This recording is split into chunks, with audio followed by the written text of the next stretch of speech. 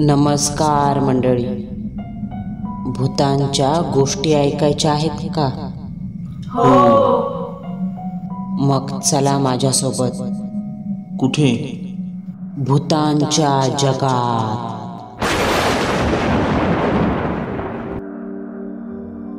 आपण आज जो सत्य अनुभव ऐकणार आहोत त्याचे नाव आहे पौर्णिमेचा फेरा.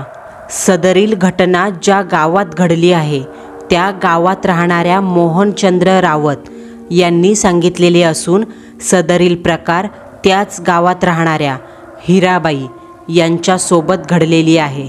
हा अनुभव सन 2003 साली आला आहे. काशीनाथ मते, वय वर्ष 70, हे पेशाने वॉचमन होते आणि काशीनाथच्या पत्नी ताराबाई काशीनाथ मते, वय वर्ष 66, या गृहिणी होत्या. काशीनाथ यांना 2 मुली होत्या. दोन्ही मुलींची लग्न झाली होती. त्यातील लहान मुलगी बाळंतपणातच वारली आणि दुसरी मुलगी जिचं सासर खूप लांब होतं तीसुद्धा वर्षातून 2-3 वेळा आपल्या आईवडिलांना भेटायला यायची.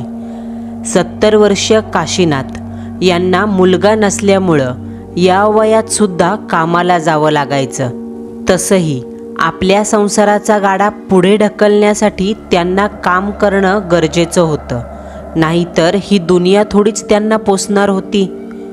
पहिल्यांदा काशीनाथ नाक्यावर मजुरीचं काम करायचे, पण नंतर जसजसं वय वाढू लागलं, शरीराला जड वजन काही पेलवेना, मग त्यांनी वॉचमनचं काम निवडलं. काशीनाथ हे नाईट आणि डे अशी दोन्हीही ड्युटी करायचे. काशीनाथच्या पत्नी ताराबाई, वय 66, या गेल्या काही महिन्यांपासून सतत आजारी असायच्या. निसर्गामार्फत तयार झालेला मानव जसजसं त्याचं वय वाढतं तसं त्याच्या अंगी काही रोग दुखणी चढू लागतात. खोकला, पाठदुखी, पायदुखी, दमा अशी विविध प्रकारची दुखणी अंगाला येऊन चिटकतात. तशीच काहीशी लक्षणं ताराबाईमध्ये दिसू लागली होती. ताराबाई तशा शरीराने लठ्ठ होत्या. अंगावर नेहमीच जुन्या काळातलं लुगडं घातलेलं असायचं. त्याच लुगड्याचा पदर डोक्यावर घेतलेला असायचा. ताराबाईंना हाय बीपीचा त्रास होता. हात, पाय, गुडघे कधीकधी खूपच दुखायचे. या दुखण्यावर औषधं सुरू होती. म्हणायला औषधांचा थोडाफार फायदा होत होता. पण मंडळींनो, कसं असतं, जसं सर्पाच्या अंगावर चुकून पाय पडला तर तो सावजाचा वास घेत घेत त्याच्या मागे येतोच, तसाच मृत्यू हा अटळ आणि अंतिम सत्य आहे. तो कुठून, कसा आणि कोणत्या रूपात येईल हे सांगणं कठीणच. समजा तुम्ही शांतपणे रस्त्याच्या कडेने चालत आहात आणि तुमच्या मागून वेगाने एक गाडी येते, तुम्हाला उडवून जाते. किंवा रात्रीच्या शांत वातावरणात एसीची थंड हवा खात तुम्ही झोपला आहात आणि अचानक रात्रीचं एखादं भयंकर स्वप्न पडतं, तुम्हाला अटॅक येतो. क्षणार्धात असं काहीतरी घडतं का सेकंदाभरात समोर जिवंत असलेला माणूस निर्जीव प्रेत बनून जातो. हे सगळं सांगायचं कारण हेच का ताराबाईंसोबत सुद्धा असंच काहीसं झालं. त्यांचा मृत्यू नियतीने जणू विधिलिखित म्हणून लिहून ठेवला होता. जुलैचा पाऊस नुकताच सुरू झाला होता. आकाशातल्या काळ्या ढगांमुळे दिवसभर जळमट पडलेलं असायचं. तर कधी चाळणीतून पाऊस गाळावा तसे पावसाच्या सरी रपरप आवाज करत कोसळायच्या. मध्येच ढगांचा मन हादरवून सोडणारा गडगड असा आवाज छातीत कळ उमटवायचा. जुलै महिन्यातल्या अशाच एका दिवशी काशीनाथ नेहमीप्रमाणे नाईट ड्युटीसाठी निघून गेले. घरात ताराबाई एकट्याच होत्या. जुलै महिन्यातलं ढगाळ वातावरण चहूदिशेंना काळसर विषारी काजळीसारखं पसरलं होतं. त्या अंधाराला पाहता मनावर अशुभ मलिन भावना हावी व्हायची. मध्येच त्या काळ्याभोर ढगांमध्ये चंदेरी रंगाची वेताळाच्या केसासारखी वाकडी तिकडी वीज कडाडायची. वीज कडाडताच खाली पसरलेला अंधार 4-5 सेकंदाकरता गायब होऊन सर्व काही दिवस असल्यासारखं लख्ख दिसायचं. काशीनाथचं घर तसं मोठं नव्हतं. घराच्या आवारातही बाजूलाच पेरू, बोरं, चिंचेचं भलं मोठं झाड होतं. आकाशात चमकणाऱ्या चंदेरी विजेच्या प्रकाशात ती सगळी झाडं मुर्द्यांची फौज उभी असल्यासारखी भासायची. पावसाळी वातावरणामुळे वातावरणात एक गारठा जाणवत होता. रात्री 11:30च्या दरम्यान धो पावसाला सुरुवात झाली. ताराबाईंच्या आवारात असलेली झाडं तुफान हवेच्या तालावर अभद्र अशा वाकड्या तिकड्या हालचाली करत नंगा नाच करू लागली. असं म्हणतात, आपल्या अवतीभोवती कोणी दगावणार असेल तर त्या अगोदर निसर्गात काही बदलाव होतात. कधीकधी तर जोराची हवा वाहते, अशुभ दुःखी भावना जाणवते.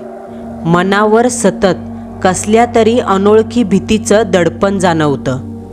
मंडळींनो, मी अशी फिलिंग खूप वेळा अनुभवली आहे. जेव्हा केव्हा आमच्या गावी कोणी मयत पावतं तेव्हा मनाला सतत एक अशुभता जाणवते आणि मग मनात भीतीदायक विचार येतो. या बदलत्या वातावरणात कोणाचं तरी आगमन तर होत नसेल ना, ज्याला सोप्या भाषेत मृत्यूदेवता यम म्हणतात.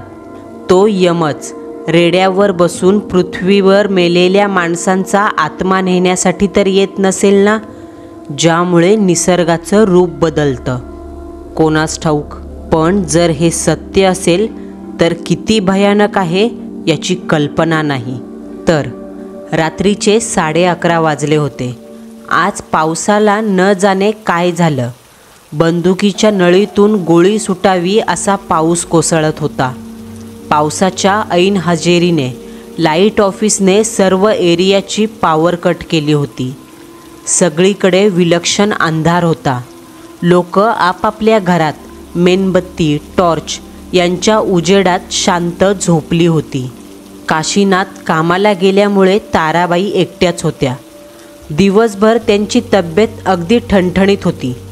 काहीच त्रास नव्हता. पण अचानक बदलत्या वातावरणामुळे म्हणा किंवा शारीरिक परिणामामुळे ताराबाईंना श्वास घ्यायला त्रास होऊ लागला. रक्तदाब अचानक वाढला. मनात भीतीचा स्फोट झाला. बाहेरून जोराच्या विजा कडाडत होत्या. अवतीभोवती घरांमध्ये झोपलेली माणसं यापासून अजाण होती. ताराबाईंच्या मृत्यूचं काउंटडाऊन सुरू झालं. शेवटी मृत्यूची भीती कोणालाही असतेच. त्यामुळे फुललेल्या श्वासांसहित ताराबाईंनी घराचा दरवाजा उघडला. पावसाचा जोर जरासा कमी झाला होता. हलके हलके थेंबांचा पाऊस पडत होता. ताराबाई घरातून बाहेर आल्या. श्वास फुललेला.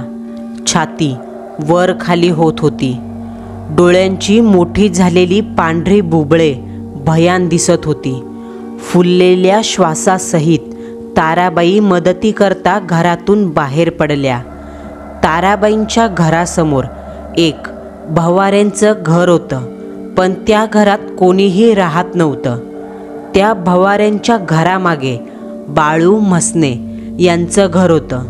कशातरी त्रास सहन करत ताराबाई बाळू म्हसनेच्या घराजवळ आल्या. आता होणारा त्रास अधिक वाढला आणि त्यांच्या वयस्कर शरीराला पेलण्या पलीकडे गेला. ताराबाई बाळू काकाच्या घराजवळ आल्या आणि त्यांनी दारावर जोरदार थाप मारली. तिसरी थाप वाजवणार तोच हात मध्येच थांबला. छातीत एक असह्य कळ उठली. ताराबाईंचे डोळे वटारले. तोंडाला लकवा मारला. एक हात छाताडावर आला आणि त्या दरवाजात कोसळल्या. असं म्हणतात, दरवाजात मरण येणं अशुभ असतं. जो मनुष्य दरवाजात मरतो त्याचा आत्मा ना स्वर्गात जातो ना नरकात. तो आत्मा पिशाच्य योनीत परावर्तित होतो. ताराबाई दरवाजात कोसळल्या आणि नेमका तेव्हा बाळूकाकांनी दरवाजा उघडला. दरवाजा उघडताच बाळूकाकांच्या डोळ्यांना अंधुक अंधार दिसला. हलकीशी थंड हवा अंगाला झोंबून गेली आणि तेवढ्यात आकाशात बिना आवाजाची वीज कडाडली. विजेच्या प्रकाशात त्यांना दरवाजातल्या खालच्या पायरीवर एका स्त्रीची पोटावर पालथी पडलेली आकृती दिसली. तसं बाळूकाकांनी लागलीच आपल्या परिवारातील बायको मुलाला हाक मारली. सर्वांनी मिळून दरवाजात पडलेल्या स्त्रीला सरळ केलं. ताराबाईची ओळख पटली. बाळूकाकांनी आणि त्यांच्या बायकोने दोघांनी मिळून ताराबाईंना शुद्धीवर आणण्यासाठी त्यांच्या चेहऱ्यावर पाणी शिंपडलं, पण त्याचा काहीच उपयोग झाला नाही. त्यांचं शरीर सैल पडलं होतं. अंगावरची कातडी प्रेतासारखी थंड लागत होती. शेवटी बाळूकाका आणि त्यांच्या पत्नीने हातपाय घासून पाहिले, पण नाहीच. सर्व असफल. ताराबाई पौर्णिमेच्या नेमक्या मध्यरात्री 12 वाजायच्या समयी विलक्षणपणे मृत्यू पावल्या. पावसाळी पौर्णिमेची काळी रात्र. त्यात लाईट नाही. चारही दिशेला काळोख आणि रात्री 12ची वेळ. अशा समयी कोणी मेलं हा विचारसुद्धा किती भयंकर आहे. पण खरंच असा भयानक प्रकार घडला आणि माझ्या मित्राला म्हणजे मोहनचंद्रला तो क्षण, ती वेळ आठवून आजही त्याच्या अंगावर शहारा फुटतो. जेव्हा ताराबाई मृत्यू पावल्या त्यानंतर दुसऱ्या दिवशी सकाळी त्यांचं मयत जाळलं.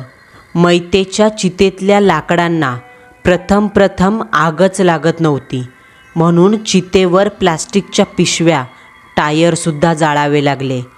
त्यानंतर ताराबाईंच्या मृत्यूनंतर काही महिन्यांनी खूप विचित्र आणि भयंकर अघोरी प्रकार घडू लागले, जे सामान्य मानवी कल्पनेच्या आवाक्यात बसणारे नव्हते.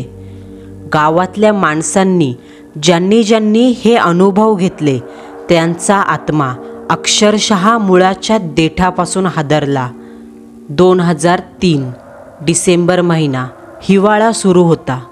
मोहनचंद्र आणि गावातल्या लोकांच्या मते ताराबाईंच्या निधनानंतर काशीनाथच्या डोक्यावर परिणाम झाला होता. 13वं झाल्यानंतर ते सुतकाच्या घरातून असे काही बाहेर पडले की पुन्हा घरी आले नाही. गावातील लोक असं म्हणतात, त्यांना ताराबाईच्या आत्म्याने झपाटून दूर रानात नेलं आणि तिथेच त्यांचा काटा काढला. काशीनाथचं घर आता एक निर्जीव, मानवी अस्तित्वापासून अलिप्त असलेली वास्तू झाली होती. दिवसा त्या घराकडे पाहता काहीच वाटायचं नाही, पण जशी रात्र चढायला सुरुवात व्हायची काळोख पडायचा, रातकिडे किरकिर करायला लागायचे.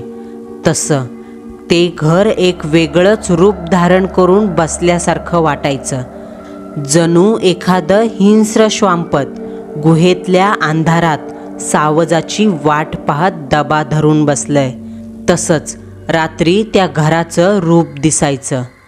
काशीनाथच्या घराच्या बाजूला राहणारी गावातील लोक असं सुद्धा सांगतात की त्यांनी ताराबाईने बनवलेल्या आवारात दर पौर्णिमेला रात्री एक शरीराने लठ्ठ असलेल्या स्त्रीची काळसर आकृती झाडावर बसलेली तर कधी आवारात फिरताना पाहिली होती. कोणी असं सुद्धा सांगतं, ताराबाईच्या आत्म्याला मुक्ती मिळाली नाही. अचानक आलेल्या त्या असुखाच्या मृत्यूने ताराबाईंचा आत्मा मुक्तीच्या मार्गामध्ये अडसर ठरणाऱ्या पिशाच्य योनीत अडकून बसलाय, ज्याने महिन्यातून येणाऱ्या दर पौर्णिमेला एक अशुभ, अकल्पनीय, थरारक असा फेरा घडतोय. ज्या फेऱ्यात ताराबाई रात्री 12 वाजता चुना पोतलेल्या चेहऱ्यासहित अंगावर हिरवं लुगडं आणि कपाळावर रुपया एवढं लाल भडक कुंकू असा अवतार घेऊन त्यांच्या घरातून रात्रीच्या स्मशान शांततेत बाहेर पडायच्या आणि मुडद्यासारखं चालत बाळूकाकांच्या घरापर्यंत जायच्या. पायरीत उभं राहून तसंच मरण्याच्या अगोदर जे 2 वेळा दार वाजवलं तसंच दार ठोठवायच्या. बाळूकाकांच्या घरातल्यांनी पौर्णिमेच्या रात्रीच 2-3 वेळा हा अघोरी प्रकार अनुभवला, परंतु दरवाजा उघडून बाहेर पाहिल्यावर त्यांच्या नजरेला कोणीच दिसत नसायचं. नंतर जेव्हा त्यांना या प्रकरणाचा अर्थ समजला तेव्हा बाळूकाकांच्या घरातल्यांची भीतीने पाचावर धारण बसली. दर पौर्णिमेला ताराबाईच्या आत्म्याचा फेरा सुरू होतो. अशी भयानक अफवा म्हणा की सत्य, पण ही बातमी वाऱ्यासारखी गावात पसरली, ज्यामुळे पौर्णिमेच्या रात्री गावातील कोणीही काशीनाथच्या घराभोवती जायची हिम्मत करायचा नाही. पण अशात डिसेंबर 2003 वार बुधवार 18 तारीख पौर्णिमेची रात्र. या रात्री एक प्रत्यक्ष हृदयद्रावक मनाचा थरकाप उडवणारा प्रकार घडला. ज्या भयंकर प्रकाराने गावातल्या माणसांची ताराबाईच्या भूताबद्दलची भीती अजूनच वाढली. हिराबाई वय वर्ष 52, यांचं घर काशीनाथच्या घरामागे होतं. रात्रीचे 11:15 वाजले होते. हिराबाईंच्या घरातील माणसं 10 वाजता झोपायची. तसं त्यांच्या घरात पती रामदास, एक लग्न झालेला मुलगा पद्माकर, त्याची बायको मनीषा आणि एक बिनलग्नाची मुलगी रेखा राहत होती. त्या दिवशी सर्वजण नेहमीसारखे 10 वाजता शांत झोपले. रात्री 11:15च्या सुमारास हिराबाईंना जाग आली. थंडीचा महिना असल्याने वारंवार लघवीला येणं साहजिक असतं. हिराबाई अंथरुणातून उठून बसल्या. अंथरुणात त्यांच्या डाव्या बाजूला रामदासराव झोपलेले. कामावरून दमून आल्याने रामदासरावांची झोप गाढ असायची. उजव्या बाजूला हिराबाईंची लेक रेखा झोपली होती. तिघेही घरातील हॉलमध्ये झोपायचे आणि त्यांचा मुलगा पद्माकर आणि बायको बेडरूममध्ये झोपायचे. हिराबाई झोपेतून उठल्या. डोळ्यावर झोपेचा अंमल अद्याप जाणवतच होता. गाढ झोपेतून उठल्यामुळे त्यांना कसलीच जाणीव राहिली नव्हती. आज पौर्णिमा आहे हे हिराबाई झोपेच्या अधीन असल्याने विसरल्या होत्या. अंथरुणातून उठून त्या दरवाजापाशी आल्या आणि त्यांनी कडी काढून तो 2 झापांचा काळाकुट्ट दरवाजा उघडला. त्या रात्रीच्या स्मशान शांततेत दरवाजांच्या बिजागऱ्यांचा आवाज एखाद्या राक्षसी हसण्यासारखा वाटला. त्या आवाजाने हिराबाईच्या मुलीची म्हणजे रेखाची झोप चाळवली गेली. तिने अंधुकशा डोळ्यांनी दरवाजाकडे पाहिलं. आपली आई दरवाजातून बाहेर जाते हे तिला दिसलं. रेखा एकटक डोळे उघडे ठेवून दरवाजाकडेच पाहत होती. हिराबाई दरवाजातून बाहेर आल्या. डिसेंबर महिन्यातील थंडी पडली होती. हलक्याशा धुक्यांचे पांढरे पुंजके वातावरणात पांढऱ्या कपड्यात गुंडाळलेल्या प्रेतासारखे फिरत होते. मध्येच कुठून तरी कोणत्या तरी झाडावर बसलेल्या टिटवीचा आवाज येत होता. हिराबाई लघवीला बसल्या आणि उठून घरात जाण्यासाठी वळाल्या. तोच डोक्यात अचानक विचार आला, अगं बाई, आज पौर्णिमा. एका क्षणात हिराबाईंच्या मनात ताराबाईंच्या भूताचे भयंकर किस्से तरळू लागले. या अशा 12 वाजता प्रेत बाहेर हिंडण्याच्या वेळी आपण एकटेच बाहेर आहोत या विचाराने त्यांचा जीव अर्धमेला झाला. अशात हिराबाईंना कुठून दुर्बुद्धी सुचली आणि त्या जागेवर उभं राहून काशीनाथच्या त्या झपाटलेल्या घराकडे पाहू लागल्या. त्या बसक्या घराच्या भिंती काळ्या पडल्याने एक लठ्ठ हैवान पौर्णिमेच्या रात्री जागेवर बसून आपल्याकडे पाहून छद्मी हसत आहे असं वाटायचं. काशीनाथच्या घराच्या मागच्या बाजूला एक खिडकी होती. त्या खिडकीत हिराबाईंनी ताराबाईला कितीतरी वेळा कंगवा घेऊन केस विंचरताना पाहिलं होतं.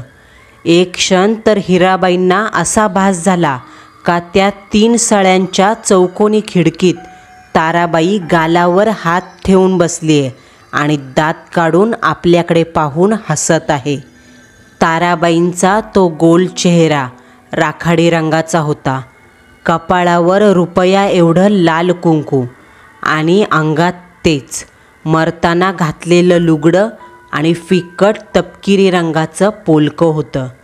डोक्यावरचे ते काळेभोर केस सोडून ते ध्यान खांदे गदागदा हलवत हसत होतं. पण हे सर्व भास होते. हिराबाईंच्या शरीराने धोक्याची चाहूल लावून दिली.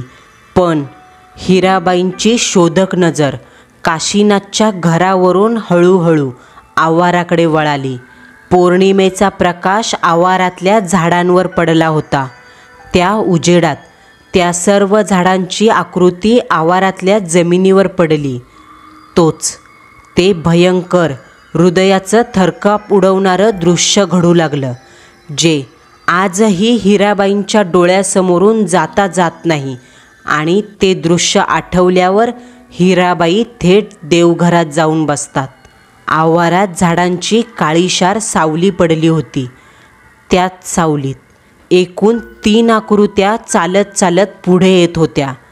त्यातील 2 आकृत्या म्हणजे 2 पिळदार शरीर यष्टीचे 6 फूट उंचीचे खविसासारखे गडी होते. अंगावर सफेद धोतर सोडलं तर काहीच नव्हतं. त्या दोघांच्याही हातात 2 तपकिरी रंगाच्या आगीने भडकलेल्या मशाली होत्या. पेटलेल्या मशालींची आग भडभड आवाज करत होती. त्या दोन्हीही खविसांसारख्या दिसणाऱ्या शरीरयष्टीच्या पुरुषांच्या मधोमध ताराबाईचं प्रेत चालत होतं. हिराबाईंना समजायला वेळ लागला नाही का हा ताराबाईच्या प्रेताचा पौर्णिमेचा फेरा निघालाय. जर या तिघांनी आपल्याला पाहिलं तर आपली खैर नाही. ही सर्व भूतं आपल्याला मारून त्यांच्या सोबत नेतील, हा त्यांच्या मनात विचार आला. त्यांच्या मनात आलेला हा विचार जणू त्या तिघांना ऐकू गेला की काय. ताराबाईचा फेरा अचानक थांबला. इकडे हिराबाईंना थंडीतही घाम फुटला. पाठीवरून कोणीतरी टोकदार सुई फिरवल्याची जाणीव झाली. मेंदू बधीर झाला. पाय जमिनीला चिकटले आणि हिराबाई समोर पाहू लागल्या. त्या मशालींच्या उजेडात ताराबाईची मान यांच्याकडेच वळाली होती. अंगावर लुगडं, लुगड्याचा डोक्यावर पदर घेतलेला, नाकात नथ, कपाळावर गोल कुंकू, जे मशालीच्या उजेडात चॉकलेटी दिसत होतं. ताराबाईंचं पिशाच्च प्रेत खाऊ का गिळू या संतप्त नजरेने हिराबाईकडं पाहत होतं. हिराबाईची उपस्थिती जणू त्या ध्यानांना खटकली होती. मेले हिरे, आक्कर माशे, थांब, तुझा मुर्दाच पाडते. दात ओठ खात ताराबाईचं प्रेत मोठ्याने म्हणालं. तोच ते मशाली धरून ठेवलेले 2 गडी हिराबाईच्या दिशेने धावले. हिराबाई सांगतात, ती दोन्हीही माणसं जमिनीवर धावत होती, पण त्यांच्या पावलांचा आवाज येत नव्हता. त्यांची पावले तर दिसत होती. हिराबाईच्या मनाला पुढचं दृश्य पाहणं जमलंच नाही. भीतीपोटी रक्तदाब वाढल्याने त्यांना जागेवरच चक्कर आली आणि त्या धाडकन जमिनीवर कोसळल्या. 10-15 मिनटं झाली तरी आई घरात का आली नाही, हा विचार एकटक जागी असलेल्या रेखाच्या मनात आला. तशी ती अंथरुणातून उठली आणि दरवाजातून बाहेर आली. बाहेर येताच तिच्या नजरेला आपली आई बेशुद्ध अवस्थेत जमिनीवर पालथी पडलेली दिसली. रेखाच्या मनात भीतीचा स्फोट झाला. पण प्रसंगावधान बाळगत ती घरात आली. आपल्या वडिलांना आणि मोठ्या भावाला उठवलं. आई चक्कर येऊन अंगणात पडली आहे, असं रडत रडत सांगितलं. रामदासराव आणि त्यांचा मुलगा पद्माकर यांनी हिराबाईला घरात आणलं. त्यांच्या चेहऱ्यावर पाणी मारलं. काही वेळातच हिराबाई शुद्धीवर आल्या. पण काही वेळा अगोदर घडलेला प्रसंग त्यांना डोळ्यासमोर दिसत होता. त्यांनी लागलीच घरातल्यांना सगळी हकीकत सांगितली. दुसऱ्या दिवशी 19 डिसेंबर गुरुवार, हिराबाईंना कडकडून ताप भरला. शरीर असं काही तापलं जणू भट्टीतून बाहेर काढलंय आणि अंगाला थंडीचे हादरे बसत होते. हिराबाईंना काही काळ ताराबाईचं भूत दिसलं. ही बातमी गावातल्या खालच्या आणि वरच्या आळीत वाऱ्यासारखी पसरली. हिराबाईच्या घरासमोर लोकांची मैताला जमल्यासारखी गर्दी जमली. हिराबाईंना डॉक्टरांनी येऊन तपासले, काही गोळ्या दिल्या, पण औषधाने हिराबाई बऱ्या होणार नाहीत असं गावातील लोक बोलू लागली. हा त्रास भूतबाधेचा आहे. हिरा मावशीला भूताने झपाटलंय. हिरा मावशीला बरं करायचं असेल तर भगत्याला बोलवावं लागेल. आता या गोष्टीचा काय तो सोक्षमोक्ष लावूनच टाकूया असा गावकऱ्यांनी जणू चंगच बांधला. शेवटी गावच्या सरपंचाच्या ओळखीत एक बाबा होते. सरपंचाने त्या बाबाला हिरा मावशीच्या घरी आणलं. बाबांकडे पाहिलं तर 70-80 वर्षाचा पोकळ देहाचा म्हातारा, अंगात फुलबाह्यांचा शर्ट आणि खाली 2 झापांचं धोतर. त्याच्यासोबत एक चॉकलेटी रंगाची कापडी पिशवी होती, ज्या पिशवीत भूत उतरवायला लागणाऱ्या वस्तू होत्या. बाबाला हिराबाईंनी काल काय काय पाहिलं ते तंतोतंत वर्णनासहित सांगून टाकलं. बाबा म्हणाले, बेकार फेरा पाहिलाय हिनं. ती मेलेली बाई जाम ताकदवर वाटते. आजच्या आज उपाय करायला लागल, नाहीतर रात्रीपर्यंत हिराबाई दगावू शकते. त्यांच्या या वाक्यावर रामदासरावांनी बाबाचे पाय धरले आणि बायकोला वाचवण्याची विनंती केली. गावातल्यांनासुद्धा हा त्रास होतच होता. शेवटी जमलेल्या गावकऱ्यांनी हात जोडले. सरपंचांनी बाबांना मदत करा अशी विनंती केली. बाबांनी पिशवीतून एक काळी बाहुली बाहेर काढली. ती रामदासरावांकडे देत, बाहुली दरवाजात बाहेरच्या दिशेने लावा असं सांगितलं आणि मग ते ताराबाईच्या आवारात आले. काल रात्री हिराबाईंनी जिथं त्या तिघांना पाहिलं होतं त्याच जागेवरची माती गोळा केली आणि त्या मातीपासून 10 इंचाच्या 3 बाहुल्या बनवल्या. त्या 3ही बाहुल्यांना लाल पिवळे असे मंतरलेले दोरे गुंडाळले.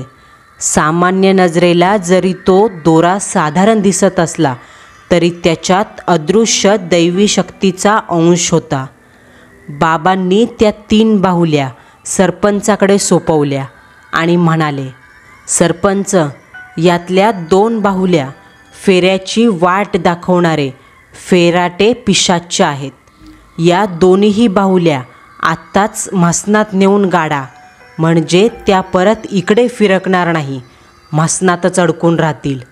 आणि म्हसनातून घरी येत असताना मागे वळून पाहू नका. आणि ही 3री बाहुली, ही बाहुली ताराबाईची आहे. या बाहुलीला आत्ताच्या आत्ता वाहत्या पाण्यात सोडून द्या, म्हणजे या सटवीला मुक्ती भेटल. आणि नदीवरून येताना मागे वळून पाहू नका. घरी आल्यावर घराबाहेर आंघोळ करा आणि मगच घरात शिरायचं. भगतबाबांनी उपाय सांगितले तसे अर्धे गावकरी स्मशानात गेले. त्यांनी त्या 2 मातीच्या बाहुल्या म्हसनात गाडल्या आणि अर्धे नदीवर गेले. त्यांनी ती बाहुली नदीत सोडली आणि मागे वळून न पाहता घरी आले. हळूहळू आठवड्याभरातच हिराबाईच्या प्रकृतीत सुधारणा झाली आणि त्याच्या पुढच्याच पौर्णिमेपासून ताराबाईचा फेरा पूर्णपणे बंद झाला. त्यानंतर कोणालाच कसलाच भुताटकीचा अनुभव आला नाही. मंडळींनो, तुम्हालाही कधी रात्रीच्या 12 वाजता 2 मशाली घेतलेली माणसं दिसली तर त्यांच्याकडे पाहू नका बरं का. काय माहीत तुम्ही कोणाचा फेरा पाहाल.